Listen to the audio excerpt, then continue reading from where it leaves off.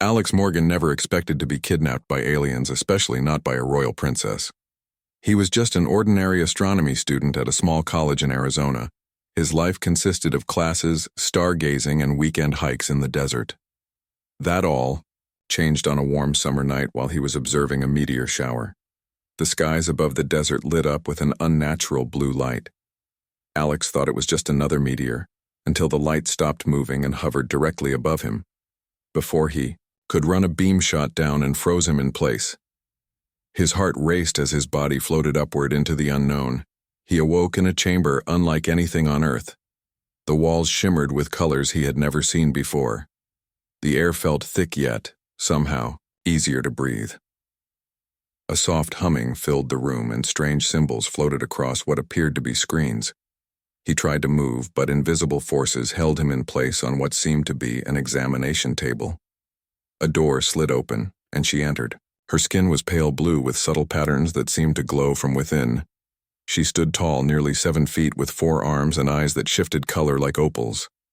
Her head was adorned with an intricate crown that appeared to be made of living crystal. It pulsed with light that matched the patterns on her skin. Princess Lyra of the Celestial Empire studied him with intense curiosity. Her translator device activated, allowing her to speak in his language. "This human specimen is perfect," she said, her voice melodic yet commanding. A royal attendant beside her bowed deeply. Alex tried to speak, but fear gripped his throat. He managed to squeak out, "Where am I?" "You are aboard the royal vessel, Starlight Dominion." Princess Lyra responded, stepping closer to examine him. "You are the first human to be selected for the royal collection. Many would consider this the highest honor collection." "What do you mean?" Alex asked, finding his courage. The princess smiled, revealing teeth that resembled small diamonds. "In our culture, royalty selects beings of interest from across the galaxy to join their personal collection. You will live in luxury, study our ways, and in return, provide insights about Earth Alex." Shook his head. "No thanks. I want to go home." "Princess." Lyra laughed, a sound like wind chimes. "How amusing humans truly are, as spirited as our reports indicated. This is not a request, human. This is a royal decree. I have chosen you." The princess motioned to her attendants. "Release him from the restraints. Prepare the learning chamber. He must begin his education immediately." The invisible forces holding Alex disappeared. He sat up, rubbing his arms and legs, trying to make sure they still worked properly. The attendants moved toward him. Their forms were different from the princess. They were shorter with gray skin and only 2 arms, but their eyes had the same opal quality. Alex looked for an escape route, but the chamber had only one exit, guarded by what appeared to be soldiers. Their armor shifted, colors like the walls, and they held weapons unlike anything he had seen before. Princess Lyra watched his eyes darting around the room, assessing his situation. "You cannot escape, human. Our ship is currently traveling through what you would call hyperspace. We are far from your world and moving farther away with each moment." Alex felt a wave of despair wash over him. Would he ever see Earth again? His family? His friends? The simple pleasures of human life? The princess approached him again. Her lower set of arms held a device that she placed around his neck. It felt cool against his skin before seeming to meld with it. "This translator will help you understand our language and our ways. It will also monitor your vital signs to ensure your human body adapts to our environment." Alex touched the device but could barely feel it anymore. It had become like a second skin. The princess continued, "You will be given quarters appropriate for a royal collection specimen. You will want for nothing except, perhaps, your freedom." Her eyes shifted to a deep purple color. "But in time you may find that what we offer is far greater than the limited existence you knew on Earth." The attendants guided Alex from the examination chamber into a corridor that seemed to stretch endlessly in both directions. The walls pulsed with the same living energy as everything else on the ship. Other aliens moved through the corridors. Most paid no attention to him, though some stopped to stare at the new specimen. Alex was led to what would be his new home, a spacious chamber with what appeared to be a bed, food preparation area, and bathing facilities. The furniture adjusted itself as he approached, forming to what it predicted would be comfortable for human anatomy. Princess. Lyra entered behind him. This will be your domain. You may request anything you desire for your comfort. The translator will help you communicate with the ship. The door closed behind her, leaving them alone together. Alex felt vulnerable under her gaze. Why me? There must be billions of humans. Why take me? The princess moved closer. Her 4 hands clasped in front of her, in what seemed like a formal gesture. I have studied your species for many cycles. Your particular combination of physical attributes, intelligence, and what your kind calls imagination makes you ideal. You see, Alex Morgan, we Celestials value unique perspectives, and humans have a way of seeing the universe that is quite different from our own. Days turned into weeks aboard the massive royal ship. Alex learned that Princess Lyra had just completed her coronation ceremony. She was touring the galaxy, selecting specimens for her collection before returning to rule her homeworld. Surprisingly, he was treated well, given his own luxurious quarters, access to alien knowledge and food that tasted better than anything on Earth. But he remained a prisoner, albeit a pampered one. Each day began with attendants bringing him meals that had been designed to mimic Earth cuisine but somehow tasted better, more vibrant. The nutritionists had studied human biology and created foods that not only satisfied his hunger but improved his health. He noticed his eyesight getting sharper, his body feeling stronger. After breakfast, he was escorted to what they called the Knowledge Chamber, a vast room where information about the Celestial Empire was presented to him through interactive holograms. He learned their history. Their empire spanned thousands of worlds across multiple galaxies. They had been spacefaring for over 50,000 years compared to humanity's brief ventures beyond Earth. The Celestials viewed themselves as guardians of order in the galaxy. They did not conquer worlds, but rather invited them into their empire, offering protection, knowledge, and trade. Most accepted willingly. Those who refused were simply left alone to develop until they were ready. Though the princess never said it directly, Alex understood that Earth was considered too primitive and conflict-prone for formal contact. In the afternoons, Alex was given time to explore certain sections of the ship, always under guard. He saw gardens filled with plants from countless worlds, engineering marvels that defied his understanding, and other specimens in the royal collection. Most were not humanoid. Some resembled what humans might call insects. Others looked more like living crystals or clouds of gas. Yet all had been selected for their unique perspectives. Princess Lyra visited him daily, fascinated by human customs, emotions, and especially his stories. She had never encountered a species that created so many tales for entertainment. During one visit, she brought what appeared to be books from Earth. Your imagination is remarkable, she told him while they walked through a garden filled with plants from 100 worlds. Most species focus solely on survival and advancement. Humans create art, music, stories with no practical purpose. I find it fascinating. We need stories, Alex explained. It helps us understand ourselves and others. The princess considered this. The 4 royal scientists who always accompanied her took notes. She dismissed them with a wave of her lower right hand. I wish to learn more about human emotions, she said when they were alone. Her skin patterns glowed brighter. You experience them so intensely. How do you manage such chaos inside your minds? Alex shrugged. We just do. Some are better at it than others. Teach me, she commanded. Alex realized he had leveraged knowledge the princess wanted. He began to negotiate. If I teach you about human emotions, will you consider letting me go home? The princess frowned, causing the living crown to shimmer in distress. You misunderstand your position, human. But she paused, studying him. I will consider a visit to your world under my supervision. It was progress. The next day, Princess Lyra arrived with a device that could project images from Alex's memories. She wanted to see Earth through his eyes. After some hesitation, he agreed, allowing her to access his memories of sunsets over the desert, rainforests, mountains, and oceans. The princess watched in silence, her skin changing colors rapidly. So much beauty on one small world, she finally said. Her voice softer than he had ever heard it. "I understand why you miss it." Each day after that, she would ask to see more memories. Rain falling on city streets, snow covering forests, children playing in parks, couples walking hand in hand.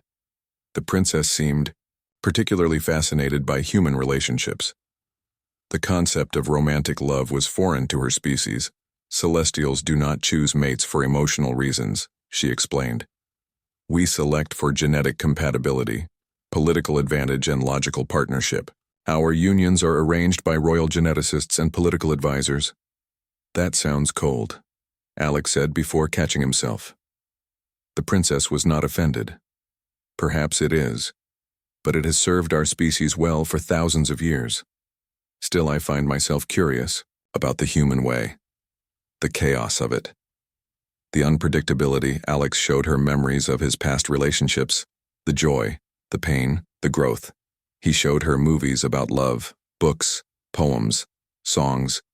The princess absorbed it all. Her questions became more personal, more curious. "Do you believe in love at first sight?" she asked one evening. Alex smiled. "Sometimes I think it's possible, but real love takes time to grow.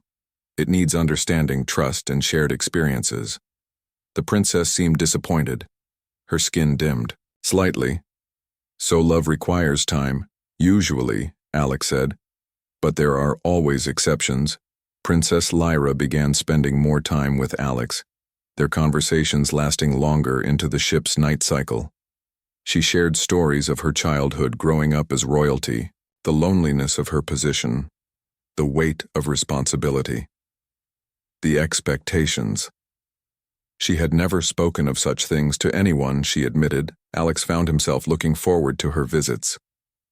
Despite being her prisoner, he was beginning to see her as a person, not just an alien captor. He learned to read her emotions through the colors of her skin, the way her crown would pulse with her feelings, the subtle movements of her 4 hands.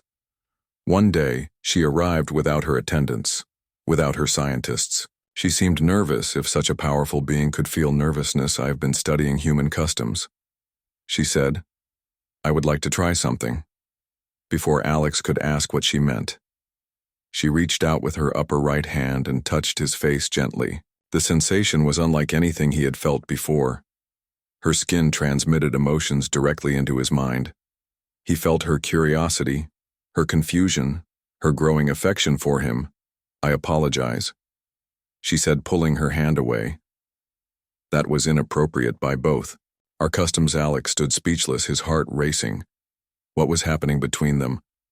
What did it mean for his future? Would he ever see Earth again? Or was he beginning to accept his new reality? After 3 months aboard the Starlight Dominion, Alex noticed a change in Princess Lyra. Her visits grew longer. Her royal duties seemed less important. She began dismissing her attendants more frequently, preferring to spend time alone with Alex. She asked endless questions about Earth-human culture and especially about emotions. Alex taught her about music, showing her how different sounds could evoke different feelings. He sang songs from Earth, some beautiful, some sad, some filled with energy. The princess listened, her skin changing colors with each new melody. He taught her about art, showing her images of great paintings, sculptures, and architecture from throughout human history. She was particularly moved by Impressionist paintings, the way they captured feeling over perfect form, but most of all, he taught her about stories. He told her myths and legends from cultures around Earth. He described movies, books, and plays that had moved him. The princess absorbed it all with growing fascination. The royal advisors began to worry. Alex overheard them speaking when they thought he couldn't understand their language. "The princess is changing," they said. "She neglects her duties for the human specimen. This is unprecedented." A royal becoming attached to a collection piece. One advisor, a tall, thin celestial with skin that seemed almost transparent, suggested terminating the experiment and removing the human from the collection. The princess overheard this suggestion. Her reaction was immediate and frightening. The temperature in the room dropped dramatically. Her crown blazed with light so intense the advisors had to shield their eyes. "The human stays," she said, her voice no longer melodic but hard as steel. "He is mine. No one will take him. From me. After that incident, the advisors kept their distance. Their disapproval clear, but their fear of the princess clearer. One day, Princess Lyra arrived without her crown or royal garments. In simple attire, she looked less intimidating, almost vulnerable. Her skin was a soft shade of blue without the usual patterns of light flowing beneath it. "You have changed me human," she admitted. Her opalescent eyes fixed on him. "I find myself experiencing emotions I never knew possible. My royal advisors warn that. I'm becoming too attached to you. They fear I'm becoming too human." Alex saw his opportunity. "Your advisors are right. Emotions can be dangerous if you don't understand them. If you truly want to understand humans, you need to experience Earth. See how we live." Princess Lyra considered this. "I will take you to Earth, but you will remain mine." The royal ship changed course, heading toward the Sol system. Alex's heart raced with excitement and fear. Would he try to escape once they reached Earth? Did he even want to anymore? His feelings toward the princess had grown complicated. He still wanted his freedom, but he also felt a connection to her that he couldn't explain. As they approached Earth, Princess Lyra called Alex to the command center vast chamber where dozens of celestials worked at stations that seemed to float in midair. A massive view screen showed Earth growing larger, blue, and beautiful. "She is lovely, your world," the princess said softly. "For all its primitive technology and conflicts, I can see why you love it." Alex stood beside her, watching his home planet come into view. "Yes, she is." The princess turned to him, her eyes shifting through colors he had never seen before. "I cannot allow other humans to see me as I truly am. My appearance would cause panic." Her skin began to change, shifting and reforming. Her forearms merged into two, her height reduced. Her features became more human, though still striking and unusual. "This form will allow me to walk among your people, undetected," she explained. "Only you will know who I truly am." They landed the royal ship in the same desert where Alex had been taken, a cloaking device hiding it from human detection. Princess Lyra now appeared as a tall woman with striking features and unusual eyes that could pass for human with unusual contacts. Her skin was now a light olive tone, her hair black and flowing to her shoulders for the first time in months. Alex stood on Earth soil. He breathed in the desert air, feeling the dry heat on his skin. The princess watched him, her now human eyes showing curiosity. "What do you feel?" she asked. "Home." Alex said simply, "Home." They traveled first by foot, then hitchhiking with a friendly truck driver who asked no questions about the odd couple. The princess observed everything with intense interest. The human cities, the technology so primitive compared to hers, yet functional. The way humans interacted, the casual touches, the expressions, the laughter. Alex showed her a small town. First thinking, the big cities might overwhelm her. They checked into a motel. The princess fascinated by the simple room. Everything was new to her. The television, the shower, the vending machines. She wanted to experience it all. She struggled with human food finding, most of it bland compared to the enhanced flavors she was used to. But she discovered a love for ice cream.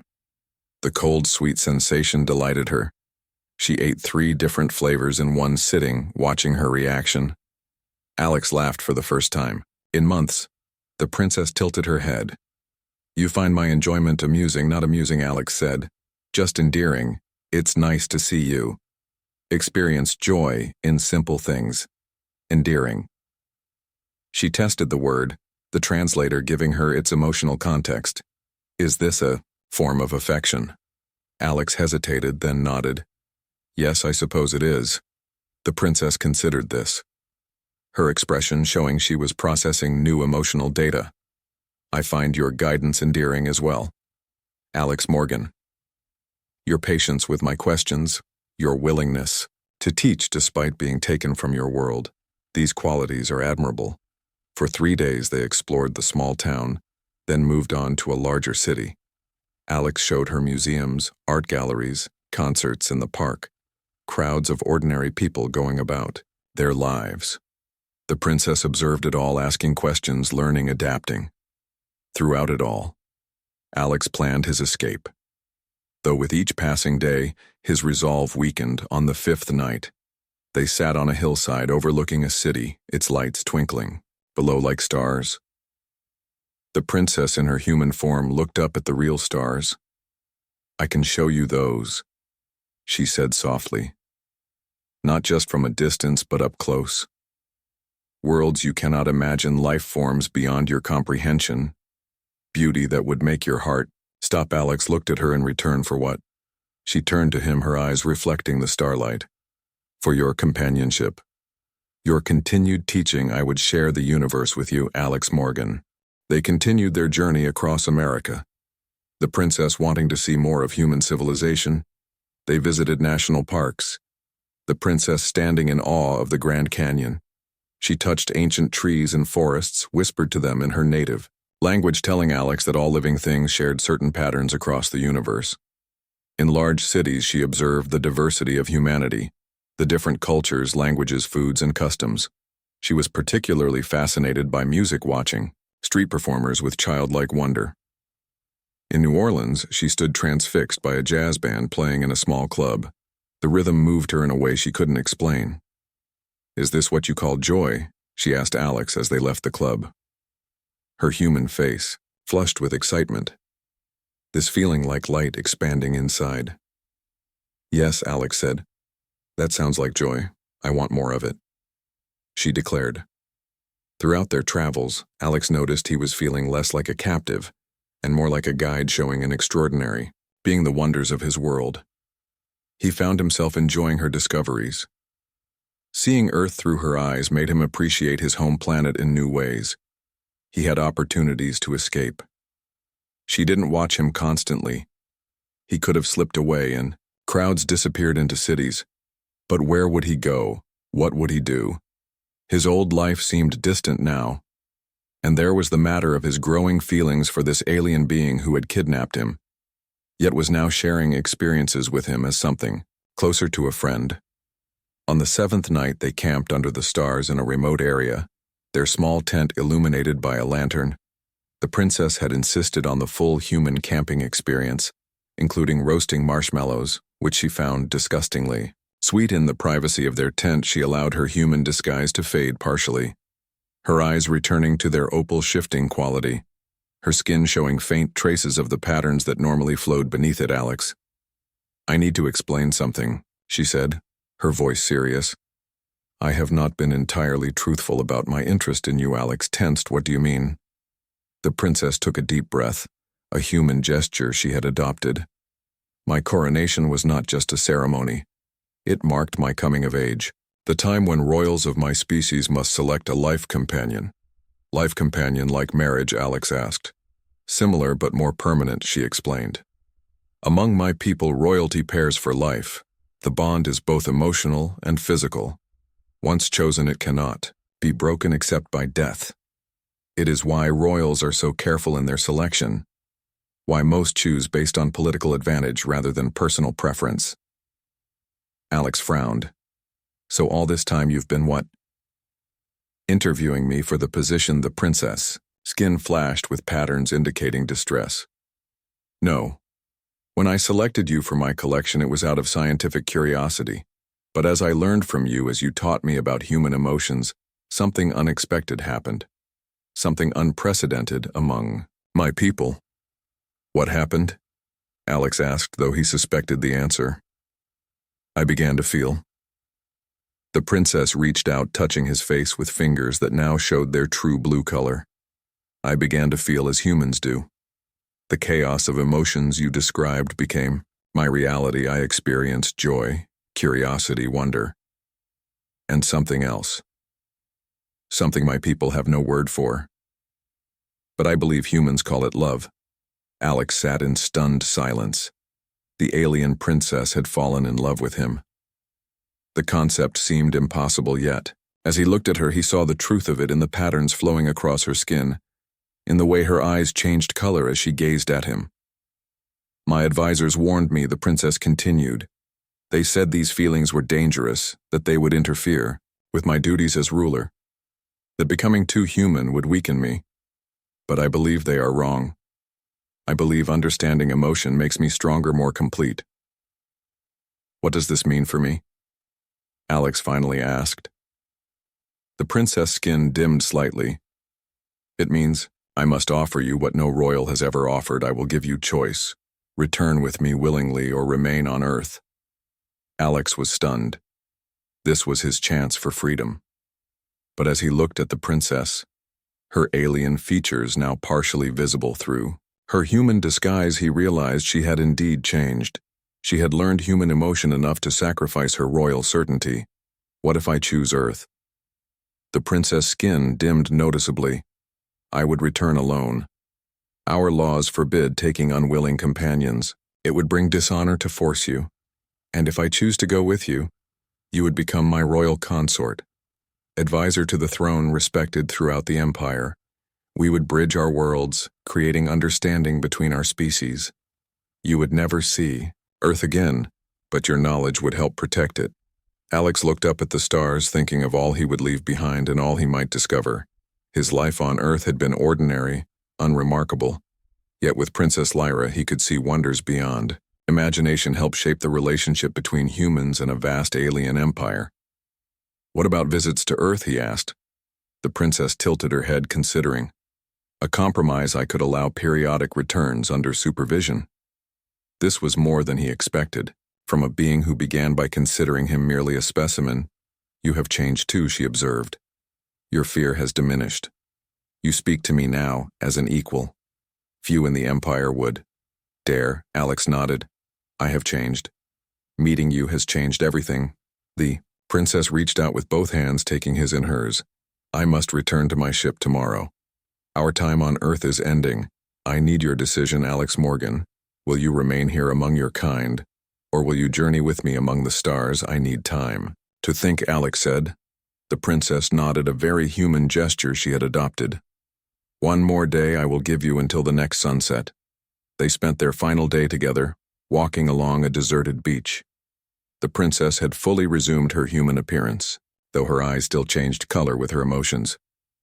They walked in silence for hours, Alex wrestling with the most difficult decision of his life.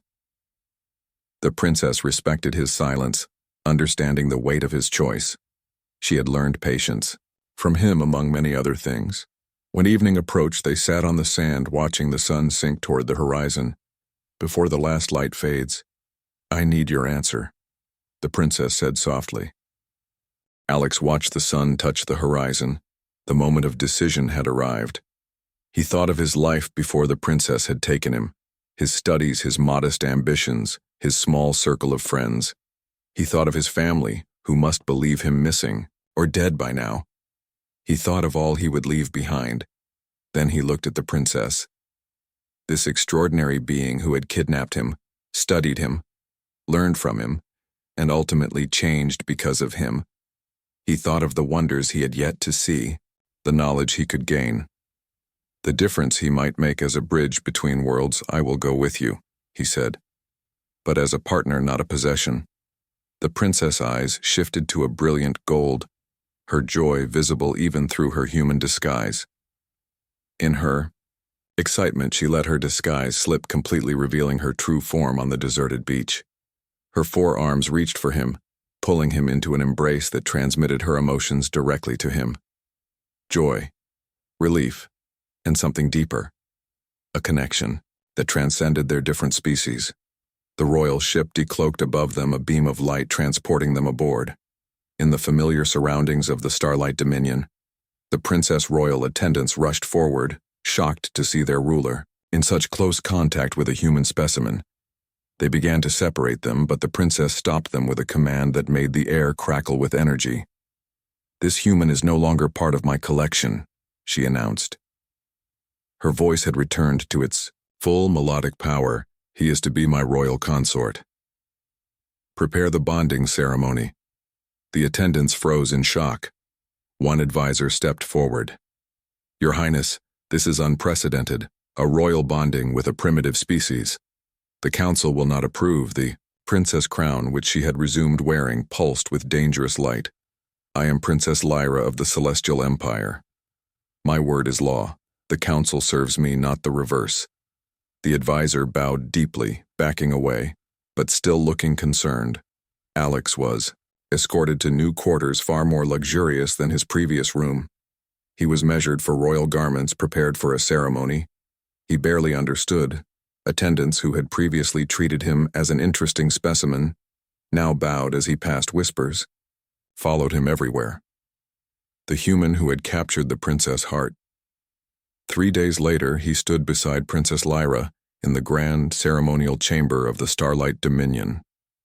Hundreds of celestials gathered to witness the unprecedented event.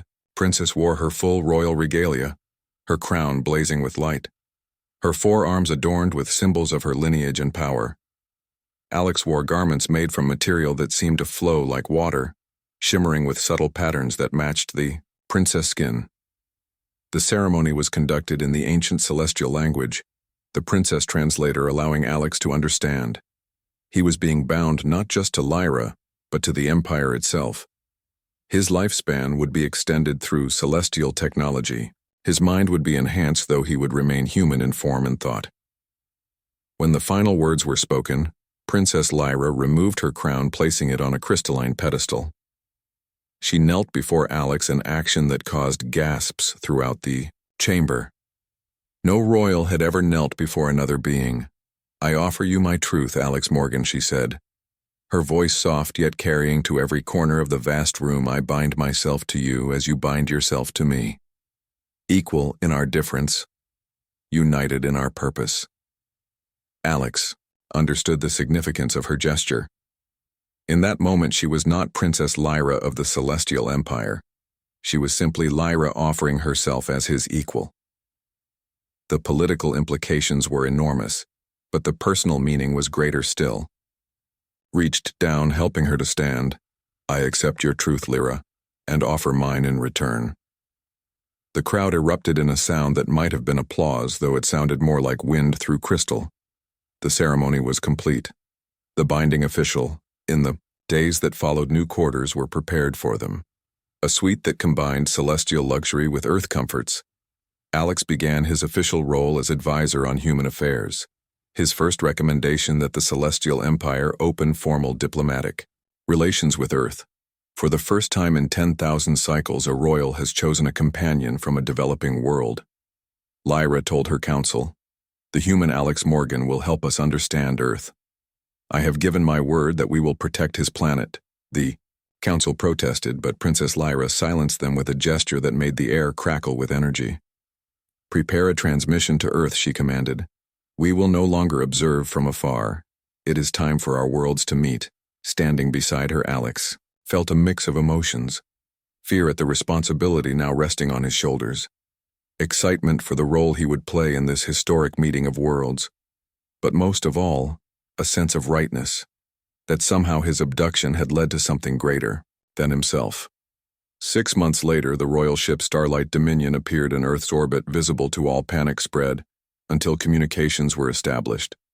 Alex Morgan, long thought missing, appeared on screens worldwide beside a being of extraordinary beauty. "People of Earth," he said, "I come as an ambassador. A bridge between our worlds. I was taken as a specimen, but return as a partner.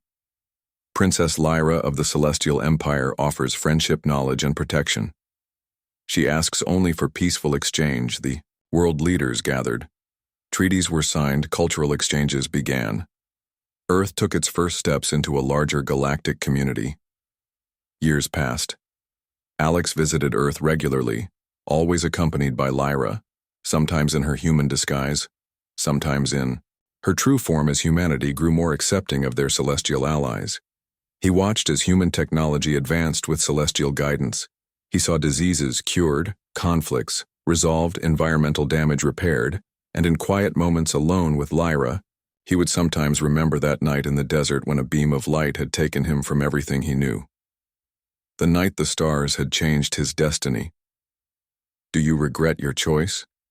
Lyra asked him on the 10th anniversary of their binding, her skin glowing with the patterns he had come to love. Alex smiled, touching her face with a familiarity that still surprised the royal court. "No. The universe is too vast. too wonderful to regret exploring it. With you, the princess who had once collected, him now stood beside him as equal partners. They had transformed each other and in doing so had transformed their worlds. The newly crowned alien princess had fallen for him, and she would never let him go, but now he never wanted her to.